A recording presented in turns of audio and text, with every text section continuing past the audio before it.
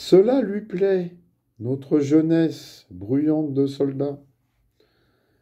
Et puis, il aime à parler de nos travaux, de tout ce qu'on creuse là-bas, dans ces champs. De bonnes tranchées au moins. Vous ne les laisserez plus passer, ces bandits de Prussiens. Et ce poste d'écoute, où que vous le mettrez, à cette heure. Il connaît le secteur comme nous, boyau par boyau, sans y être jamais allé. Malgré ses airs bourrus, il doit nous aimer. Les cuisiniers m'ont dit que le matin de l'attaque, il était plus agité que nous. Je leur ai demandé, il connaissait lors de l'attaque? Oui, comme tout le monde. Il nous l'avait demandé souvent. La mère Monpoix, elle, n'entend rien à toute notre guerre. Mais la fille tient du père une mémoire dure et fidèle de paysanne. Un jour qu'on parlait des batteries lourdes allemandes, démasquées dans le bois noir, elle avait dit « Ah oui, sur la côte 91 !» Surpris, je l'avais regardée.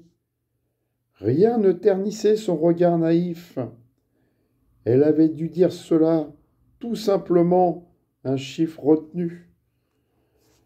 Les Monpoix sortent à peine. On leur a bien permis de rester à la ferme, mais il est interdit de circuler du côté des lignes pour se dérouiller les jambes.